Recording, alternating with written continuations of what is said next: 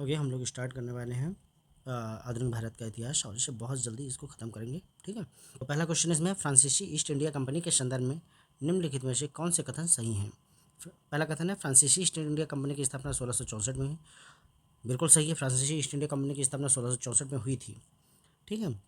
दूसरा क्या है, भारत में प्रथम फ्रांसीसी फैक्ट्री पांडिचेरी में बनी थी, तो ये वाला ऑप्शन गलत हो जाएगा। तो इसका सही ऑप्शन हो जाएगा ए वाला। ठीक है। थोड़ा इसके बारे में पॉइंट्स फैक्ट्स जानते हैं। जैसे फ्रांसीसी ईस्ट इंडिया कंपनी जो है लुई 14 और इसके मंत्री कॉलबर्ट के समय में ये कंपनी जो है बनी थी। फ्रांसीसियों ने अपनी पहली फैक्ट्री जो है 1668 में सूरत में खोली थी। एक इंपॉर्टेंट पॉइंट हो जाता है। दूसरा क्वेश्चन, महारानी एलिजाबेथ ने ईस्ट इंडिया कंपनी को पूर्व में व्यापार करने हेतु राजकीय अध्यादेश कब जारी किया था। तो इसका सही उत्तर क्या हो जाएगा, 31 दिसंबर 1600 में। सही ऑप्शन ये होगा। ठीक है। नेक्स्ट पॉइंट, थर्ड क्वेश्चन जो हमारा थर्ड क्वेश्चन है, निम्नलिखित में से किसने 1765 में ईस्ट इंडिया कंपनी को दीवानी के अधिकार प्रदान किए थे। तो इसका सही उत्तर आ जाएगा शाह आलम द्वितीय। शाह आलम द्वितीय। अब यहाँ पे क्या होता है ना, इंपॉर्टेंट बात ये हो जाती है कि 1765 में इलाहाबाद की संधि है। इलाहाबाद की दो संधियाँ हुई। पहली संधि जो है मुगल बादशाह शाह आलम द्वितीय के साथ हुई और दूसरी संधि जो है अवध के नवाब जो थे शुजाउद्दौला उनके साथ हुई थी। ठीक है। तो पहली जो है 12 अगस्त 1765, और देखो लिखा हुआ है, और इसी के तहत जो है बंगाल, बिहार और उड़ीसा की दीवानी जो है कंपनी को प्रदान कर दी गई थी। दूसरी जो संधि है, इलाहाबाद की दूसरी संधि जो है 16 अगस्त को हुई थी। दोनों डेटें बहुत इंपॉर्टेंट है। नेक्स्ट, भारत के प्रथम पुर्तगाली गवर्नर कौन था। प्रथम पुर्तगाली गवर्नर कौन था। ऑप्शन है अल्मीडा, पेट्रो कैब्राल, अल्बुकर्क और वास्को डी गामा। सही उत्तर हो जाएगा पहला अल्मीडा। नेक्स्ट क्वेश्चन क्या है, अब देखो यहाँ पर भी कुछ बहुत महत्वपूर्ण पॉइंट आ जाते हैं। महत्वपूर्ण पॉइंट में क्या है कि यूरोपीय जो सबसे पहले भारत है वो पुर्तगाली थे। 1498 में वास्को डी गामा भारत पहुंचा था। और प्रथम पुर्तगाली जो गवर्नर था फ्रांसिस्को डी अल्मीडा, 1505 से 1509 और 9 था। ठीक है। और जो इसके बाद जो है अल्बुकर्क बना था 1509 से। और वास्तविक संस्थापक की बात करें तो अल्बुकर्क जो थे इसी को ही वास्तविक संस्थापक माना। मुगल साम्राज्य के पतन के लिए जागीर संकट के सिद्धांत को प्रतिपादित करने वाली प्रथम साहित्यकार कौन थे। तो ये क्वेश्चन एक ऐसा क्वेश्चन है जो हमें किताबों में नहीं मिला। इस क्वेश्चन को याद करना है, तो इसका सही उत्तर हो जाएगा सतीश चंद्र। ये बात याद रखनी है। ठीक है। मुगल साम्राज्य के पतन के लिए जागीर संकट के सिद्धांत को प्रतिपादित करने वाले प्रथम इतिहासकार कौन, सतीश चंद्र। नेक्स्ट क्वेश्चन हम लोग करते हैं, निम्नलिखित में से किस मुगल सम्राट ने राजा राम मोहन राय को अपने दूत के रूप में लंदन भेजा था। ऑप्शन है आलमगीर द्वितीय, शाह आलम द्वितीय, अकबर द्वितीय, बहादुर शाह। ठीक है। तो इसका सही उत्तर क्या हो जाएगा, अकबर द्वितीय ने भेजा था। अकबर द्वितीय ने 1830 में राजा राम मोहन राय को लंदन भेजा था। ठीक है। ये बात इंपॉर्टेंट याद रखने वाली, क्योंकि इनकी पेंशन बंद कर दी थी अंग्रेजों ने, इस वजह से इन्हें लंदन भेजा था। और लंदन में ही 27 सितंबर 1833 को ब्रिस्टल में इंग्लैंड इनकी मृत्यु भी हो गई थी। ये बहुत इंपॉर्टेंट पॉइंट हो जाता है। कई बार पेपर में पूछा गया किस भारतीय राजनेता की कब्र या समाधि इंग्लैंड में बनी हुई है। ब्रिस्टल में राजा राम मोहन राय की बनी हुई है। नेक्स्ट क्वेश्चन हम लोग बढ़ते हैं, निम्नलिखित कथनों में से कौन बहादुर शाह जफर के बारे में सही नहीं है। ये नहीं है, यह वह बिना साम्राज्य का सम्राट था। इब्राहिम जौक और असद उल्लाह खां गालिब उनकी कविता के शिक्षक थे। उसके अस्करी उनके आध्यात्मिक निर्देशक थे। हसन अस्करी उनके आध्यात्मिक निर्देशक थे। वह 1 लाख रुपए से कम प्रतिमाह ईस्ट इंडिया कंपनी से पेंशन के रूप में प्राप्त करता था। तो यही क्वेश्चन गलत, यही ऑप्शन जो है गलत हो जाएगा। बाकी ये तीनों ऑप्शन ऊपर सही होंगे। चलो हम इसको थोड़ा देखते हैं क्या है इसके बारे में। इंपॉर्टेंट बात है, विकल्प डी असत्य है, क्योंकि बहादुर शाह जफर 1 लाख रुपए पेंशन और 1200 रुपये परिमाह पारिवारिक व्यय के रूप में पारिवारिक व्यय के अतिरिक्त संपत्तियों के किराए के रूप में 15 लाख रुपए प्रतिमाह कंपनी से प्राप्त होता था। कुल मिलाकर इन्हें बहुत ज़्यादा पैसा मिलता था उस समय के अकॉर्डिंग। ठीक है। तो ये फोर्थ ऑप्शन इनका गलत हो जाएगा। 1 लाख रुपए पेंशन तो मिलती थी, 12 रुपये प्रतिमाह पारिवारिक व्यय के अतिरिक्त जो संपत्तियां थी किराए के रूप में 15 लाख रुपए उससे मिलता था। नेक्स्ट क्वेश्चन है, ओके, हमारा अगला क्वेश्चन है, निम्नलिखित में से किस मुगल बादशाह ने आलमगीर द्वितीय की उपाधि धारण की थी। ऑप्शन है अजीजुद्दीन, शाह आलम, रफ़ीउद्दौला और रोशन अख्तर। सही उत्तर ऑप्शन ए हो जाएगा अजीजुद्दीन। अजीजुद्दीन जो थे जहांदार शाह के द्वितीय पुत्र थे, और इन्होंने आलमगीर द्वितीय की उपाधि धारण की थी। अच्छा, इन्हें गद्दी पर जो है अहमद शाह के स्थान पर इमाद उल मुल्क जो थे उन्होंने बिठाया था। ठीक है। नेक्स्ट क्वेश्चन हमारा है, जहांदार शाह जहांदार शाह राज सिंहासन पर बैठा किसके मरणोपरांत के बाद। तो जहांदार शाह किसके मरणोपरांत के बाद गद्दी पर बैठे थे। तो इसका होता है बहादुर शाह फर्स्ट, बहादुर शाह प्रथम, जिन्हें शाह आलम कहा जाता है। शाह आलम की मृत्यु जब हो गई थी तो उसके बाद जहांदार शाह गद्दी पर बैठे थे। ठीक है। अगला क्वेश्चन हमारा है, निम्नलिखित में से किस औरंगजेब के उत्तराधिकारी का शासन सबसे कम है। देखो यहाँ पे 4 ऑप्शन जो दे रखे हैं उनमें ही हमें बताना है कि सबसे कम कौन है। तो पहला ऑप्शन कौन सा है, बहादुर शाह, जहांदार शाह, मोहम्मद शाह और अहमद शाह। तो इसका सही उत्तर बी वाला हो जाएगा हमारा। बी वाला जहांदार शाह जो है उनका शासनकाल सबसे कम है। लिखा हुआ है कि बहादुर शाह की मृत्यु के बाद में औरंगजेब की मृत्यु के बाद बहादुर शाह राजगद्दी पर बैठे, जो 1707 से 1712 तक बादशाह बना। उसके पश्चात जहांदार शाह 1712 से 13, बस उतने समय के लिए बने। ठीक है। अगला हमारा क्वेश्चन क्या है, निम्नलिखित में से किस शासक ने उर्दू को राजकीय संरक्षण प्रदान किया था? एक इंपॉर्टेंट क्वेश्चन है। शाहजहां, जहांगीर, औरंगजेब और मोहम्मद शाह। सही उत्तर हो जाएगा डी वाला, मोहम्मद शाह। मोहम्मद शाह ने जो है उर्दू को राजकीय संरक्षण प्रदान किया था। अगला हमारा है यूरोपीय कंपनियों का आगमन। ये हमारा सेकंड टॉपिक है, यूरोपीय कंपनियों का आगमन। इसमें हम क्वेश्चन करते हैं। इसके क्वेश्चन में जो हमारा पहला क्वेश्चन है, किस यूरोपीय कंपनी ने भारत के साथ प्रथम व्यापारिक संबंध स्थापित किए थे? ब्रिटिश, फ्रांसीसी, डच, पुर्तगाली। सही उत्तर क्या हो जाएगा इसका? पुर्तगाली हो जाएगा। ठीक है, पुर्तगालियों ने सबसे पहले अपने संबंध स्थापित किए थे व्यापारिक। ठीक है। अब इसको याद करने के लिए क्या है, देखो निम्नलिखित कंपनियां यहाँ पे लिखा हुआ है। इस निम्नलिखित यूरोपीय देश भारत आए थे। पहले पुर्तगाली आए, फिर डच आए, अंग्रेज आए, डेनिश आए, फ्रांसीसी आए। इस तरीके से ये लोग जो है भारत आए थे। ठीक है, हम लोग इसकी व्याख्या देखते हैं। थोड़ा इंपॉर्टेंट बात है इसमें क्या लिखी कि सारी विदेशी शक्तियाँ जो है किस लिए आई थी भारत में? व्यापार करने के लिए आए थे। और किस क्रम में आए थे, ये इंपॉर्टेंट बात है। पुर्तगाल आए पहले, फिर डच आए, उसके बाद इंग्लिश आए, और फिर डेनिश आए, और फिर फ्रांसीसी आए। ये याद रखना। अब इसको याद रखने के लिए हम एक क्रम बना सकते हैं। क्या? देखो कैसे बनाते हैं, एक सेकंड। पुर्तगालिस P, Dutch P D, E से इंग्लिश डी, और S P D E D F, और इसके बाद स्वीडन भी आया था तो P D E D F S. ये एक हम क्रम याद रख सकते हैं कि जो भारत जिनके आने का क्रम क्या है, P D E D F S. ठीक है। इसकी एक मैं शॉर्ट ट्रिक बनाऊंगा जो मैं एक शॉर्ट वीडियो में बना के डालूंगा, आप लोग देखिएगा, बहुत इंपॉर्टेंट होगी। अब हम नेक्स्ट क्वेश्चन देखेंगे, क्वेश्चन नंबर 13। क्वेश्चन में उस शासक का नाम बताइए जिसने वास्को डी गामा का कालीकट पर स्वागत किया था। ऑप्शन में डान अल्मीडा, अल्बुकर्क, गैस्पर कौरिया और जैमोरिन। तो सही उत्तर इसका क्या हो जाएगा? डी वाला, जैमोरिन। 1498 में कालीकट के तट पर जो अब्दुल मजीद नामक एक पथ प्रदर्शक, ये इंपॉर्टेंट पॉइंट है, अब्दुल मजीद नामक पथ प्रदर्शक गुजराती पथ प्रदर्शक की सहायता से जब वहाँ पे उतरा तो हिंदू शासक जैमोरिन के द्वारा उसका स्वागत किया गया था। नेक्स्ट क्वेश्चन क्या है, भारत में पुर्तगाली शक्ति का वास्तविक संस्थापक? देखिए अभी मैंने ये क्वेश्चन बताया था आपको स्टार्टिंग में, तो वास्तविक संस्थापक कौन माना जाता है? इसका उत्तर क्या हो जाएगा? अल्बुकर्क हो जाएगा। ये 1509 से 1515 तक क्या बना है हमारा पुर्तगाली गवर्नर जनरल बनकर भारत आया था। अच्छा, ये इसे क्यों कहा जाता है? क्योंकि अल्बुकर्क ने 1510 में गोवा पर विजय प्राप्त कर दी, गोवा पर विजय प्राप्त की थी। ये देखो लिखा हुआ है इसमें, ये देखिए, एक सेकंड बस दिखाते हैं। ये देखिए लिखा हुआ है कि 1510 में बीजापुर के शासक यूसुफ आदिल शाह को से गोवा छीन लिया था उसने। उसके बाद क्या हुआ था कि अल्बुकर्क ने भारतीय स्त्रियों से विवाह करने के लिए भी प्रोत्साहित किया, और जो विधवा स्त्रियां थी भारतीयों, ये एक कार्य किया उसने, ये भी एक महत्वपूर्ण हो जाता है। उसके बाद सबसे महत्वपूर्ण क्या है, पुर्तगालियों ने अपना पहला दुर्ग 1503 में कोचीन में बनाया था, जबकि दूसरा दुर्ग 1505 में। मोस्ट इंपॉर्टेंट पॉइंट है, याद रखना है। ठीक है, 1500, देखो अगला क्वेश्चन ही यही आ गया। 1503 में पुर्तगालियों ने भारत में अपना पहला किला कहाँ बनाया था? तो इसका उत्तर क्या हो जाएगा? कोचीन। नेक्स्ट क्वेश्चन, निम्नलिखित में से कौन भारत आने वाला यात्री पुर्तगाल का नहीं था? तो देखो इसको याद करने का एक छोटी सी मैंने ट्रिक बनाई अपने याद रखने के लिए कि पूत क्या बनाया मैं बता रहा हूँ। देखिए, पूत नुन्नी पिए, पूत नुन्नी पिए बार में। पूत नुन्नी पिए बार में मतलब पूत से पुर्तगाली को, नुन्नी मैंने नुनीज हो गया, पिए मैंने स्पायस हो गया, और बार मीन्स बारबोसा हो गया। तो बचा कौन? ये। तो इसका सही उत्तर क्या हो जाएगा? ये वाला हो जाएगा ऑप्शन, ये पीटर मुंडी हो जाएगा। ठीक है। नेक्स्ट क्वेश्चन हमारा जो है नेक्स्ट क्वेश्चन है, बंगाल में निम्नलिखित में से कौन सा कारखाना डचों ने स्थापित किया था? तो इसका सही उत्तर हो जाएगा चिंसुरा। चिंसुरा में 1653 में, चिंसुरा में 1653 में इन्होंने जो है डचों ने अपना कारखाना स्थापित किया था। अच्छा, यहाँ पे क्या है, एक महत्वपूर्ण बात आ जाती है चिंसुरा को लेकर कि चिंसुरा से जो डच व्यापारी थे, ये किस चीज़ का व्यापार करते थे? तो यहाँ पे डच व्यापारी जो थे चिंसुरा में, इसमें शायद लिखा होगा, नहीं लिखा, हाँ ठीक, हाँ ये लिखा हुआ है, बंगाल से डच व्यापारी सूती वस्त्र, सोरा, रेशम, अफीम का निर्यात करते थे। और उससे भी महत्वपूर्ण बात क्या हो जाती है कि डचों ने चिंसुरा में गुस्ताबुस नामक एक किले का निर्माण किया था। ठीक है। नेक्स्ट पॉइंट हम लोग बढ़ते हैं। मैंने इसको भी याद रखने की एक ट्रिक बताई है, मैं उसकी भी एक शॉर्ट ट्रिक बनाऊंगा। ठीक ठीक है। हम लोग देखेंगे अगला क्वेश्चन, हमारा 19वां क्वेश्चन है। इसमें क्या, निम्नलिखित यूरोपीय व्यापारी कंपनियों में से किसने सूरत में सर्वप्रथम अपना कारखाना स्थापित किया था? इसके ऑप्शन है डच, अंग्रेज, फ्रांसीसी और पुर्तगाली। सही उत्तर क्या हो जाएगा इसका? अंग्रेज हो जाएगा। ठीक है, सही उत्तर क्या हो जाएगा? अंग्रेज हो जाएगा। अब देखो यहाँ पे एक बात इंपॉर्टेंट बात याद रखने वाली, कभी यह इस तरह के क्वेश्चन में डाउट क्या होता है कि अंग्रेजों ने पहली फैक्ट्री अपनी 1611 में मसूरी पट्टन में बनाई, ऐसा लोग मानते हैं, लेकिन ऐसा नहीं है। एक्चुअली बात यह है कि 1609 में अंग्रेज़ों को सूरत में कंपनी फैक्ट्री बनाने की परमिशन मिल गई थी और काम भी चालू कर दिया था। लेकिन किसी कारणवश जहांगीर ने इस अपने आदेश को निरस्त कर दिया था, इसलिए काम आधा अधूरा रह गया था।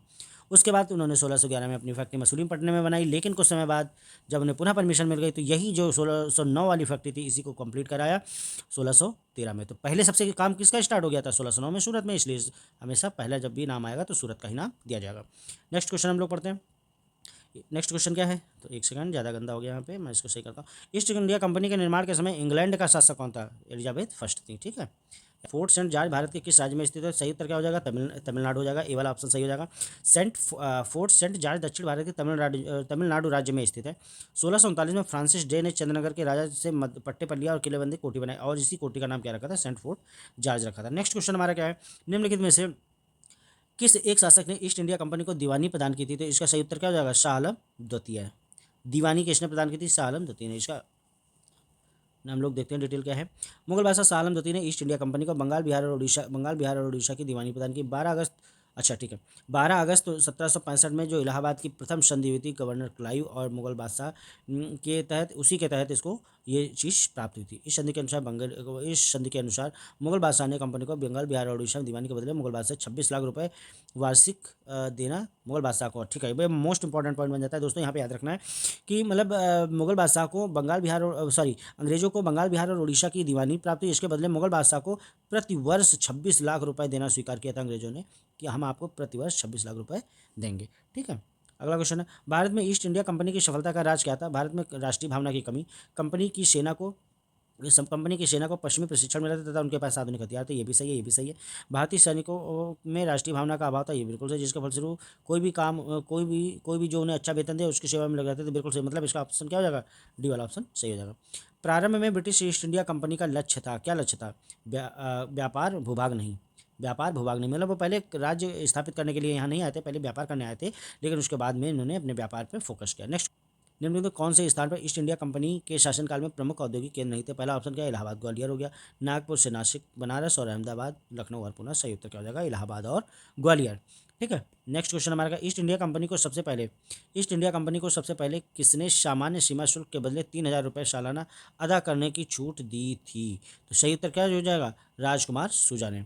बंगाल में सर्वप्रथम अंग्रेजों को व्यापारिक छूट 1651 में प्राप्त हुई, जब गैब्रियन बॉटन ने, जो कि बंगाल के सूबेदार शाह सूजा के दरबार में चिकित्सक के रूप में रहता था, एक लाइसेंस अंग्रेजी कंपनी के लिए प्राप्त किया, जिसमें 3,000 रुपये वार्षिक कर के बदले कंपनी बंगाल बिहार और उड़ीसा में मुफ्त व्यापार कर सकती थी।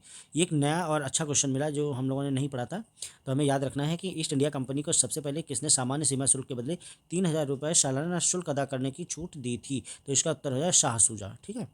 नेक्स्ट क्वेश्चन हमारा क्या है, निम्नलिखित व्यापारिक शक्तियों में से किसे 1717 में चुंगी अदा करने में छूट दी गई थी? 1717 में किसे दी गई थी? तो उत्तर क्या होगा? अंग्रेज के। 1717 में एक ब्रिटिश गवर्नमेंट की तरफ से एक दल आया था, जिसमें तीन लोग थे, हैमिल्टन हैमिल्टन थे, और दो लोग थे जिनका नाम मुझे याद नहीं आ रहे, 3 लोग थे, ठीक है। आप लोग कमेंट बॉक्स में हमें बताएंगे तो हमें भी याद हो जाएगा, ठीक है। 3 लोग थे, एक तो हैमिल्टन था जो कि चिकित्सक था, एक द्विभाषिया था और एक और था, ठीक है। तीनों लोग थे। इससे क्या हुआ, फारूक शेर ठीक हो गया था, उसको एक प्राण घातक फोड़ा हो गया था, फोड़ा हो गया था, जिसके ट्रीटमेंट के बाद वो सही हो गया। उसने फिर अंग्रेजों प्रसन्न हुआ और अंग्रेजों को एक गोल्डन फरमान दिया। उसने कहा कि आप लोग जो है 3,000 रुपये वार्षिक दे दो और बंगाल बिहार और उड़ीसा में फ्री ऑफ कास्ट व्यापार कर सकते हो। इसके अलावा उसने कलकत्ता के आसपास के क्षेत्रों में भी व्यापार फ्री ऑफ कास्ट उन्हें जो है लीज पर लेने की बात कही, फ्री ऑफ कास्ट व्यापार करने की बात कही। और सूरत भी जो है उन्होंने कहा कि 10,000 रुपये वार्षिक दे दो और सूरत से भी आप व्यापार कर सकते हो। इसके अलावा जो बम्बई में स्थापित किया गया था उनके द्वारा टकसाल, जिसमें चांदी और तांबे के सिक्के छापते थे अंग्रेज लोग, उसको भी उन्होंने वैध घोषित कर दिया, इसलिए अंग्रेजी व्यापार का मैग्ना कार्टा बताया गया इसको। नेक्स्ट क्वेश्चन क्या है हमारा? नेक्स्ट क्वेश्चन हमारा है, फ्रांसीसी दक्कन में शक्ति स्थापित करने में असफल रहे, क्योंकि डुप्ले सक्षम सेनापति नहीं था। अंग्रेजों की फौज, भारत के लोग फ्रांसीसी पांडिचेरी, तो इसका सही उत्तर क्या? अंग्रेजों की फौज शक्तिशाली थी, ये वाला सही उत्तर हो जाएगा। फ्रांसीसी ईस्ट इंडिया कंपनी का निर्माण किसके शासन में काल में हुआ था? इसका उत्तर जाएगा लुई 14, ठीक है। मंत्री था कोलबर्ट, वित्त मंत्री कोलबर्ट था, लुई 14। और ये कंपनी 1668 में आई थी और 1668 में इसने पहली फैक्ट्री स्थापित की, 1664 में कंपनी बनी थी, ठीक है। नेक्स्ट क्वेश्चन हमारा है, एक्स लॉस ऑफ 1748 की संधि के संदर्भ में निम्नलिखित कथनों में से कौन से प्रथम कर्नाटक युद्ध की समाप्ति? बिल्कुल सही, अंग्रेजों को मद्रास पुनः प्राप्त हो गया, ये भी सही है, दोनों इसका ऑप्शन सही। तो दोस्तों यहाँ पर एक बहुत महत्वपूर्ण बात आ जाती है कि कर्नाटक युद्ध, कर्नाटक युद्ध। अब कर्नाटक युद्ध 3 युद्ध हुए हैं, हमें तीनों को याद रखना पड़ेगा। प्रथम कर्नाटक युद्ध जो है 1746 से 1748 के बीच हुआ है। एक्स-ला सापेल की संधि है, एक्स-ला सापेल की संधि हुई यहाँ पे, इसमें एक्स-ला सापेल की संधि हुई। जो दूसरा कर्नाटक युद्ध है इसको मिटाते हैं। जो दूसरा हमारा कर्नाटक युद्ध हुआ है उसको भी देखते हैं। दूसरा हमारा कर्नाटक युद्ध कब हुआ है? 1749 सॉरी 1749 से 1754 तक हुआ। दूसरा कर्नाटक युद्ध 1749 से 1754 तक, और ये जो पांडिचेरी की संधि से पांडिचेरी की संधि पर समाप्त हुआ। ठीक है, और इसके बाद में हमारा जो थर्ड कर्नाटक युद्ध हुआ उसका भी समय हमें याद रखना पड़ेगा। 1756 से 1763, 1756 से 1763, और ये जो है ये किसके साथ, ये किस संधि के साथ समाप्त हुआ? ये पेरिस की संधि के साथ, पेरिस की संधि के साथ ये युद्ध समाप्त होता है। ठीक है, तो हमें तीनों डेट्स, तीनों युद्ध याद रखने कर्नाटक के। ठीक है, नेक्स्ट क्वेश्चन हम लोग करते हैं। वांडीवास के युद्ध में, वांडीवास का युद्ध 1760 में किसने हराया था? ब्रिटिश ने किसको हराया था? ब्रिटिश ने फ्रेंच को हराया था। देखो दोस्तों, अब यहाँ पे क्या है ना, जो पेरिस की संधि हुई उसके बाद में ही वांडीवास, पेरिस की संधि जो हुई उसी, जो थर्ड युद्ध हुआ कर्नाटक, उसी के अंतर्गत जो है वांडीवास का युद्ध आ जाता है। नेक्स्ट क्वेश्चन क्या है? कारण, कथन और कारण है बताना है। भारत में फ्रांसीसी कंपनी असफल हो गई। फ्रांसीसी कंपनी में संरचनात्मक कमजोरियां थी, तो इसका सही उत्तर क्या हो जाएगा? ए हो जाएगा। बिल्कुल दोनों बात सही है, क्योंकि भारतीय का असफल हो गई और संरचनात्मक कमी भी थी। नेक्स्ट क्वेश्चन क्या है हमारा? लंदन में ब्रिटिश ईस्ट इंडिया कंपनी के गठन के समय भारत में निम्नलिखित में से कौन बादशाह था? बहुत अच्छा क्वेश्चन है, और इसका सही उत्तर क्या होगा? अकबर था उस समय। ठीक है, 1600 में ये बन रही थी। ठीक है, और 1607 के करीब में अकबर की डेथ हुई थी। ठीक है, तो कौन था? 1600, ठीक है, 1605 में हुई थी, लिखा हुआ है 1605 में अकबर की डेथ हुई थी। निम्नलिखित निम्न यूरोपीय शक्तियों ने भारतीय व्यापार में समय समय पर प्रवेश किया। ठीक है, उनके तिथि के अनुसार देखो, अभी मैंने इसको बताया पी डी, सॉरी एक सेकंड, मैंने इसको अभी एक ट्रिक के माध्यम से बताया था कि इसको ऐसे याद रख सकते हैं, PDED। पी पुर्तगाली, इसे अंग्रेज हो गए, पी डी से डच हो गए, इसे इंग्लिश हो गए, DFS, यही तो बताया था मैंने। तो अब इसी के हिसाब से देख लो, पी से पुर्तगाली पहले, चौथा बस एक भी वाला ऑप्शन हो गया। भारत में ब्रिटिश शासन के आरंभ में दुर्गीकृत फैक्ट्री का प्रायोजन किसकी रक्षा करना था? व्यापारिक स्थल की, जहां कंपनी के अधिकारी कार्य करते थे, वस्तुओं के उत्पादन की। ठीक है, यूरोप को भेजे गए संग्रहित माल गोदाम की। उपरोक्त में से कोई नहीं, तो बिल्कुल सही बात, जो यूरोप को भेजा जाना माल था उसके लिए जो है दुर्गीकृत किया जाता था। ठीक है, 18वीं शताब्दी के अंत तक भारत के किस भाग में यूरोपीय ईसाई मिशनरीज सबसे अधिक सक्रिय थीं? तो इसका उत्तर क्या हो जाएगा? बंगाल और असम में, 18वीं शताब्दी के अंत में। ठीक है, नेक्स्ट क्वेश्चन है, भारत में मुद्रणालय लाने वाले निम्नलिखित में से कौन प्रथम थे? तो सही उत्तर क्या हो जाएगा? पुर्तगाली हो जाएगा।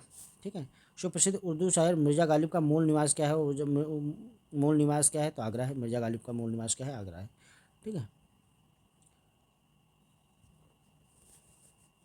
नेक्स्ट क्वेश्चन क्या है? असम में सर्वप्रथम चाय कंपनी की स्थापना 1839 में हुई थी।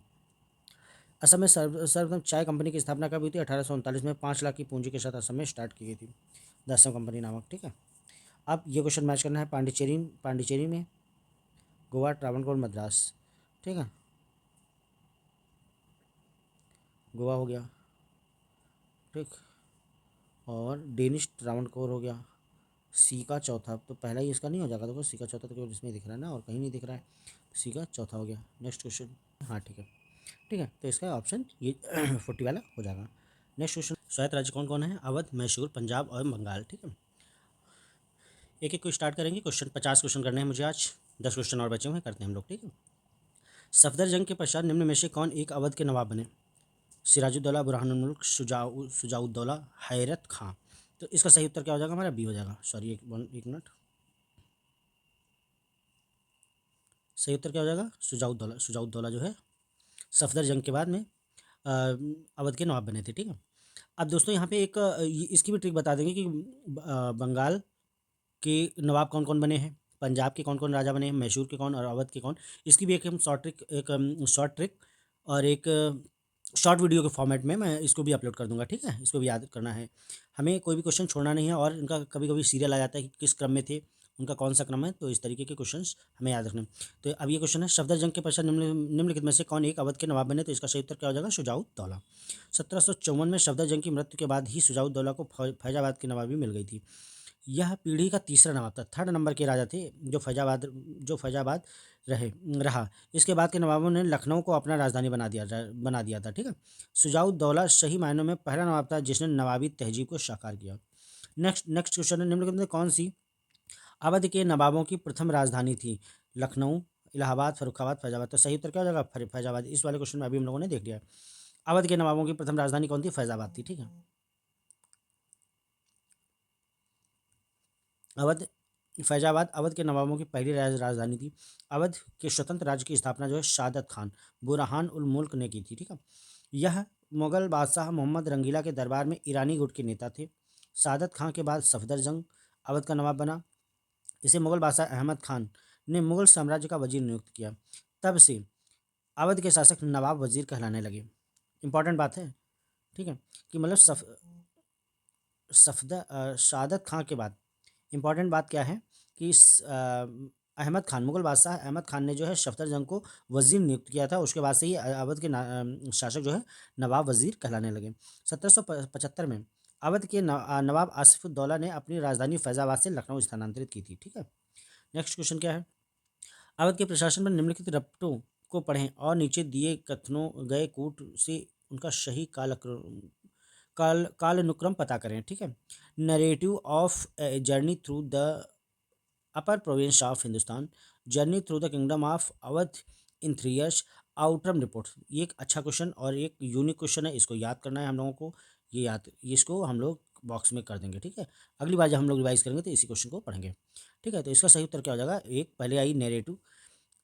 चलो व्याख्या पढ़ते हैं। इसमें क्या है? Narrative of journey through the upper province of Hindustan नामक रिपोर्ट पादरी बिशप हेवर ने 1848 में लिखा, जबकि journey through the kingdom of Awadh in the years 1849 से 1850 कर्नल स्लीमैन ने लिखा है। मतलब इसको स्लीमैन ने लिखा है, इसको स्लीमैन ने लिखा है और इसको बिशप हेवर ने लिखा है। ठीक है। जबकि जेम्स आउटरम की रिपोर्ट 1856 में लिखी गई। इसके आधार पर अवध का अंग्रेजी राज्य में विलय किया गया। ये बात इंपॉर्टेंट है। जेम्स आउटरम की जो रिपोर्ट थी 1856 में जो लिखी गई थी, इसी का आधार बनाकर अवध को जो है अंग्रेजी राज्य में विलय किया गया था।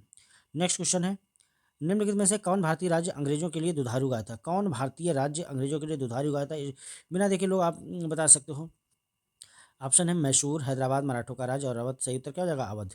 अवध डी वाला ऑप्शन सही हो जाएगा। भारतीय राज्य अवध अंग्रेजों के लिए दुधारू गाया था। यह राज्य अंग्रेजों का एक बफर स्टेट राज्य था। ये भी एक लाइन इंपॉर्टेंट हो जाती है, जिसका अंग्रेजों ने जैसा चाहा वैसा दोहन किया। मुगल बादशाह मोहम्मद शाह रंगीला के शासनकाल में सादत खान बुरहानुल मुल्क ने अवध के स्वतंत्र राज्य की स्थापना की थी। नेक्स्ट क्वेश्चन हमारा, अहमद शाह ने 1748 में सफदरजंग को किस पद पर नियुक्त किया? देखो अभी यही क्वेश्चन हम लोग पढ़ चुके थे, तो इसका उत्तर क्या हो जाएगा? साम्राज्य का वजीर। सफदरजंग को 1748 में अहमद शाह ने साम्राज्य का वजीर नियुक्त किया था और उसी के बाद से अवध के नवाब जो है नवाब वजीर कहलाने लगे थे। ठीक है। नेक्स्ट क्वेश्चन हमारा क्या है? निम्नलिखित में से किसने 1755 में डिंडीगुल मैसूर में एक आधुनिक शस्त्रागार की स्थापना की थी? सही उत्तर क्या हो जाएगा? हैदर अली। ठीक है, हैदर अली। अब यहाँ पे क्या है दोस्तों, यहाँ पे आंग्ल मैसूर युद्ध स्टार्ट हो जाता है। आंग्ल मैसूर युद्ध कुल चार मैसूर युद्ध हुए थे, उनको भी हमें याद रखना है। ठीक है। तो 4 आंग्ल मैसूर युद्ध हुए थे, जिसमें आंग्ल मैसूर युद्ध आंग्ल मैसूर युद्ध की बात करें तो 4 युद्ध हुए थे। जो पहला मैसूर युद्ध हुआ था 1767 से 69 के बीच में, 1767 से 69 के बीच में। इसमें अंग्रेजों की तरफ से वर्लिस्ट और भारत मैसूर की तरफ से जो है हैदर अली थे। और इसमें क्या होता, मद्रास की संधि, ये जो मद्रास की संधि से जो है समाप्त हुआ था। देखो यहाँ पे लिखा हुआ दूसरा आंग्ल मैसूर युद्ध 1780 से 84 में अंग्रेजों की मध्य हुआ। ठीक है। इसमें हैदर अली की मृत्यु हो गई थी। 1755 में डिंडीगुल में शस्त्रागार की स्थापना की थी। नेक्स्ट क्वेश्चन हमारा क्या है? नेक्स्ट क्वेश्चन क्या है? टीपू सुल्तान की राजधानी क्या थी? तो इसका सही उत्तर क्या हो जाएगा? श्रीरंगपट्टनम, जो कि श्रीरंगपट्टनम। ठीक है। नेक्स्ट क्वेश्चन हमारा क्या है? निम्नलिखित में से कौन एक सही सुमेलित है? प्रथम आंग्ल में हैदर अली पराजित हुआ, गलत है। द्वितीय आंग्ल में हैदर अली ने अंग्रेजों को पराजित किया, ये भी गलत है। तृतीय टीपू सुल्तान युद्ध जीता, ये भी गलत। चतुर्थ टीपू सुल्तान पराजित और युद्ध के मध्य दिवंगत हो गया, यही वाला सही है, ठीक है, डी वाला सही है। अब यहाँ पे देखो एक इंपॉर्टेंट बात है, यहाँ पे वही जो अभी हम बता रहे थे कि प्रथम आंग्ल मैसूर युद्ध 1769 में अंग्रेज और हैदर अली के मध्य हुआ, जिसमें 4 अप्रैल 1769 हैदर अली की शर्तों पर मद्रास की संधि से इसका समापन हुआ। द्वितीय आंग्ल मैसूर युद्ध 1780 से 84 के मध्य, इसमें पोर्टो नोवा के युद्ध में हैदर अली पराजित हुआ, साथ ही उसकी मृत्यु हो गई 1982 में। वर्ष 1984 में हैदर अली के पुत्र टीपू सुल्तान ने अंग्रेजों के मध्य मंगलूर की संधि और ये समाप्त हुआ। तृतीय आंग्ल मैसूर युद्ध 1790 से 92 के मध्य हुआ, अंग्रेज कार्नवालिस मराठा निजाम श्रीरंगपट्टनम में दुर्ग हिला और टीपू ने विवश होकर श्रीरंगपट्टनम की संधि करने पड़ी। और अगला युद्ध जो है 1799 में हुआ, और इस युद्ध में जो है टीपू सुल्तान की मृत्यु हो गई थी, ठीक है। नेक्स्ट क्वेश्चन हमारा है, निम्नलिखित कथनों में से कौन से एक टीपू सुल्तान के विषय में सही नहीं है? उसे फ्रांस, टर्की, पर्शिया में कूटनीतिक भेजे थे, बिल्कुल सही है। उसने चीन से व्यापारिक संबंध स्थापित किए थे, बिल्कुल।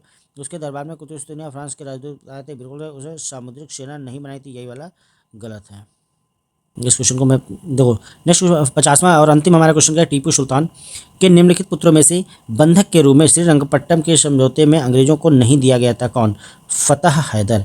ये क्वेश्चन एक नया क्वेश्चन मेरे लिए है, क्योंकि मैंने इसको अभी तक नहीं पढ़ा था, तो हम इस क्वेश्चन का पूरा डिटेल पढ़ेंगे और याद रखेंगे। कार्नवालिस ने तृतीय आंग्ल मैसूर युद्ध के दौरान 5 फरवरी 1792 में श्रीरंगपट्टनम के किले पर अधिकार कर लिया। विवश होकर टीपू सुल्तान को अंग्रेजों से 5 जून 1792 में श्रीरंगपट्टनम की संधि करनी पड़ी। उसके अनुसार उसे अपने राज्य का लगभग आधा हिस्सा अंग्रेजों को और उनके साथियों को देना पड़ा। इसके अंतर्गत अंग्रेजों को 12 डिंडी उगुल 12 मालाबार मिल गया।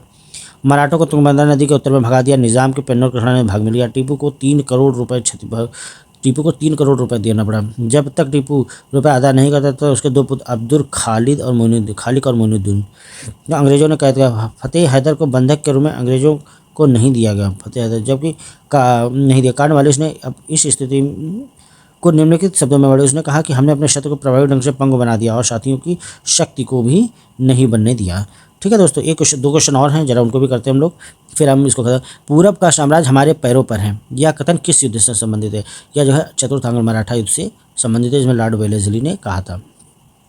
ठीक है दोस्तों, अब हम लोग ये वाला क्वेश्चन तो कर चुके हैं, मिला सकते हैं। प्रथम कर्नाटक युद्ध एक्स-लासापेल की संधि, द्वितीय कर्नाटक युद्ध पांडिचेरी की संधि, और प्रथम अंग्रेज मैसूर युद्ध मद्रास की संधि, द्वितीय मैसूर युद्ध, तो इसका द्वितीय मैसूर मंगलोर की संधि। हमारा ऑप्शन क्या हो जाएगा? डी वाला गलत हो जाएगा। ठीक है, ठीक है दोस्तों, हम लोगों ने यहाँ तक पढ़ लिया है। अवध और हमारा जो है मैसूर 2 हो गए हैं। अब आगे पंजाब और बंगाल, इसको हम लोग बाद में पढ़ेंगे। ठीक है दोस्तों, इस वीडियो अगर आपको अच्छी लगे, इसको बार बार रिवाइज़ करिए, लोगों को शेयर करिए, और इसमें कहीं भी कोई गलती हो रही हो तो आप लोग हमें सजेस्ट कर सकते हैं। ठीक है दोस्तों, थैंक यू।